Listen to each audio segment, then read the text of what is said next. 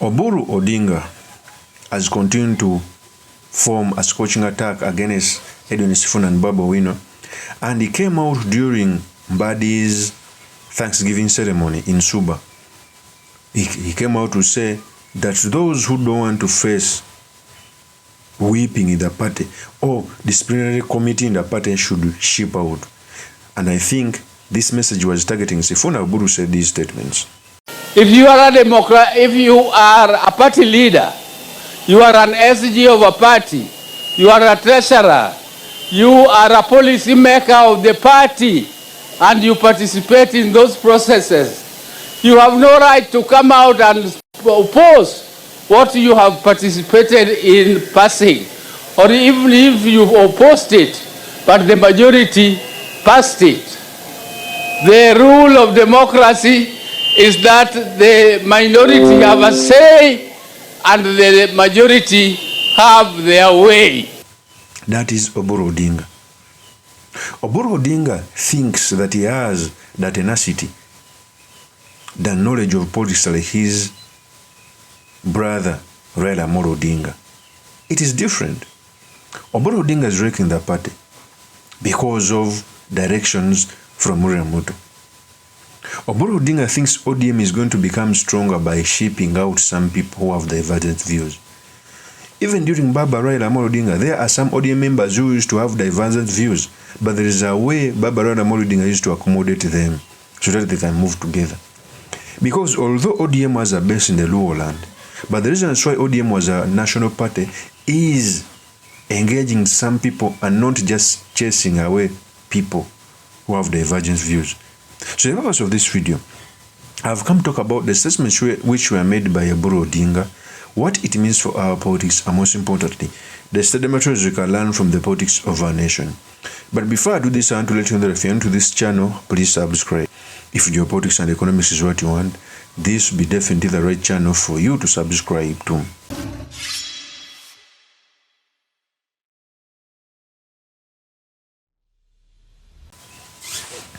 First of all, ODM is in a conundrum.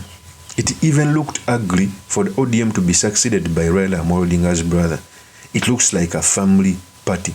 It is the reason why after the 2027 election, if ODM gets 10 members of parliament outside the Nyanza region, it will be magic. Because tell me a reason as to why a member of parliament who is in Western can go on an ODM ticket when they are fighting hard to negotiate with UDA. I'd rather run straight to UDA.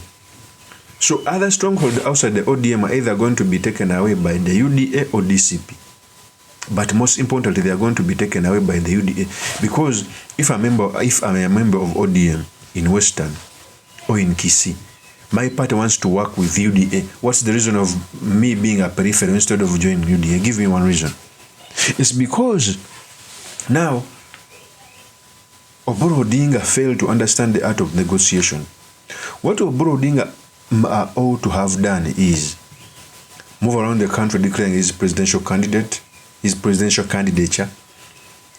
Okay, galvanize for the party so that ODM can be firmly behind him. Because what broke the cracks in the ODM is ODM declaring that they are going to work with Ruto. Then at the end of the day, if you want to go in negotiation, it will be too late for members to ship out, but also you will come on a position of strength.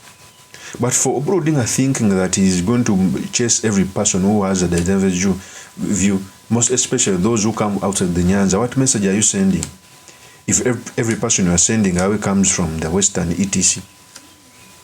So Oburu Odinga is doing something bad. He thinks that he is going to get power. Because during John Mbadi's Thanksgiving ceremony, he came out to say that ODM must stand together, and behind him, he said these statements. Our people, I am the party leader of ODM. My brother Raila Amolo Odinga, God rest his soul in eternal peace. He left us not in the air, somewhere. He left us in the broad-based government.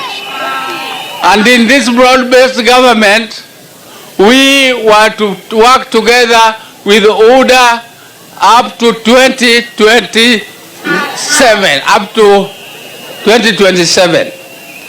And working together up to 2027 did not mean that ODM was just going to be static there, waiting for 2027 to come.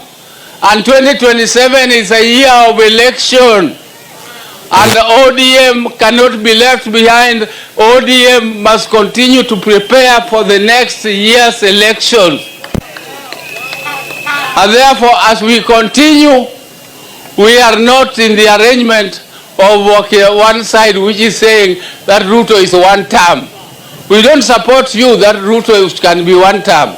What we support is an arrangement where we are going to have a structured negotiation with order, so that at the end of it, when we come to elections next year, we know whether we are two-term or one-term, but we are in the arrangement of broad-based. We are going to start negotiation with our partners with whom we are already in government, and we shall continue with that negotiations, and we shall continue to strengthen our party.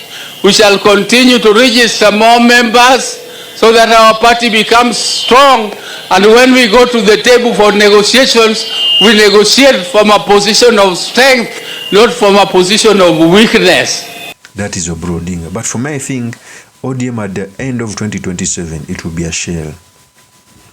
Most stronghold will be taken away by either DCP or UDA. Trust me. It's going to happen. Because Oburu Odinga failed to understand the art of negotiation and keeping those who have divergent views along for accommodation. And for me, ODM is waiting for a thorough blow. Because Edwin SIFUNA was a pillar, by the way, a strong pillar. If Baba Rana Odinga was the one chasing away ODM SIFUNA, maybe. But for Oburu Odinga, who doesn't even have a national character, to chase away Edwin SIFUNA. Because if you ask, Edwin SIFUNA is more appealing nationally than Oburu Odinga, because Edwin SIFUNA was a Secretary General. He comes from a constituency of Nairobi, which is the cosmopolitan area with the highest registered voters.